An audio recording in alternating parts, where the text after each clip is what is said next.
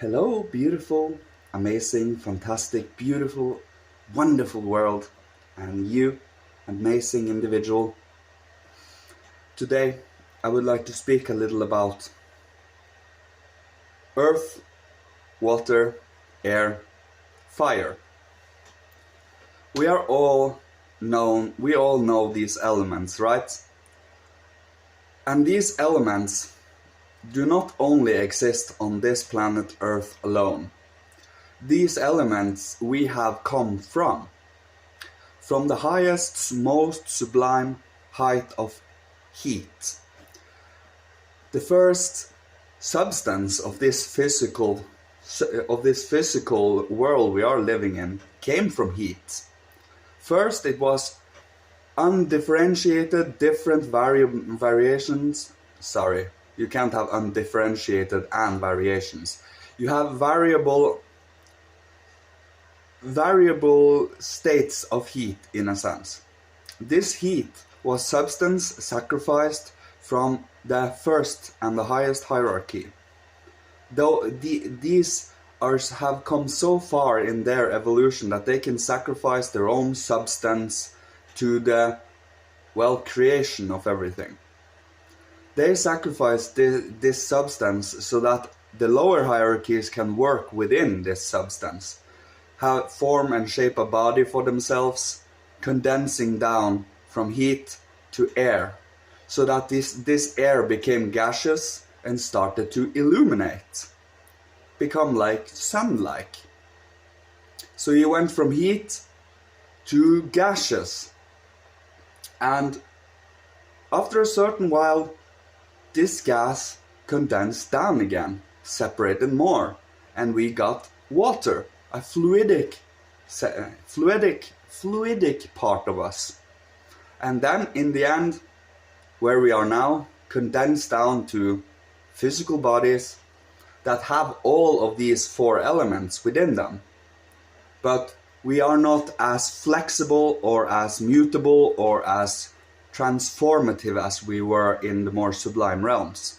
Now we actually have to go through whole deaths to actually release ourselves and to draw the essence of what we have learned from this life. And death is, part of this experience as human beings. We are not to take it trivially, of course, but it is just as much part of it as birth is. And within our body, we have this physical mineral body that without our life body would have just fallen apart to minerals and become part of the mineral world. That is the earth, our mineral. And then we have our fluidic, watery body, our blood, our fluids and so on. And within these fluids we have vibrations that reverberate through our whole body, affecting us. Even our speech and language affects our inner being in our watery system. Try to shoot any kind of sound through water and you will see how it vibrates, and that is what we human beings also are affected by. Then we have our airy. Our airy substance is what we breathe in, and also our thoughts are more these flexible, transforming. They move quickly and they transform quickly. But as they transform up here, they come slowly down into our body and later become physical results. That is what karma is. So let's say you have a war with someone up in the spiritual world. It will slowly come down and become physical. It is many different ways to see these things. And the most sublime we have is heat. Warmth that comes out of our body. We become warm. A little warmer when we actually are speaking about warm things. When we want to include. When we want to be passionate about something. Even when we get angry, there comes a little steam heat. And this is a constant in our whole life, more or less. And It is thanks to the hierarchies that we are even able to have this body.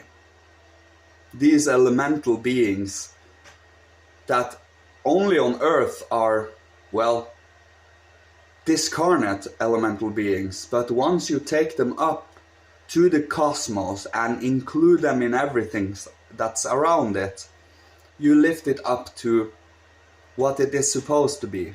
Not only discarnate nature spirits and beings, but truly cosmic hierarchical beings.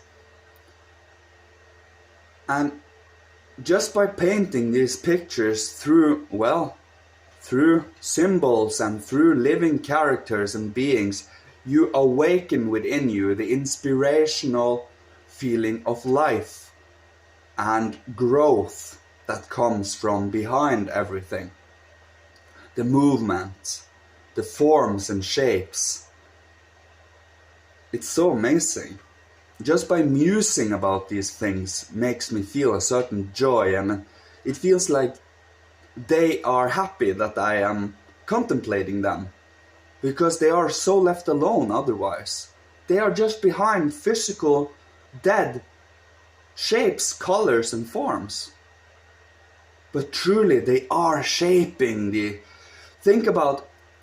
Take this as a picture. Imagine this whole earth were a little more watery, and from within this water sounds reverberates out and shapes this water, and over time it hardened and became these shapes. That is the architects, those that shapes the forms and such. And we were more formable, transforming, more flexible like that earlier. We had more fluidity to us before we had even more fine bodies before that again. You see?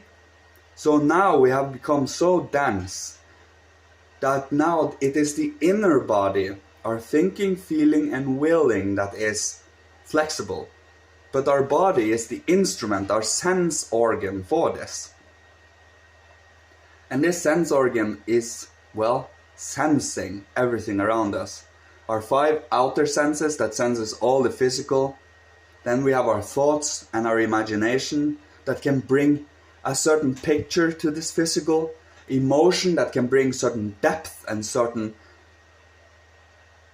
life to it. And then you have the will, where you can, well, will out these pictures to the world. It is like being an artist constantly.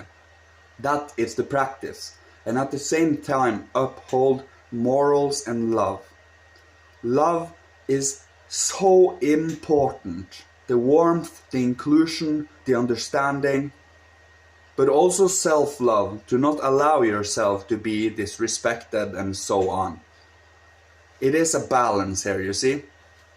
So by, well, training your body, training your sense organ to be able to perceive the whole universe as it is meant to be seen, training yourself to slowly but surely become more and more and more deep within, and also broad without. But you have to be rooted within your body. This body is your sense organ, your perceptible organ. Without your body, you won't even have an idea what the universe looks like. You can only speculate, and would you be okay with only speculating? No. Stand with what we have here. Stand with what we have to work with here, what we have been given from earlier times, and find out where we are going. And that is how you truly, well, get to know yourself. Get to know who you are in all of this. Every single individual is important. And everyone that says that we are just a speck on this planet with insignificance is wrong. Because we are creating this universe around us, every single one of us. And by us excluding that responsibility brings about chaos and destruction and detachment and coldness, because theories cools down. True reality, inclusion, warms up. Being here with everything around you. mastering what you have been given, not taking life for granted, and be grateful for what you have.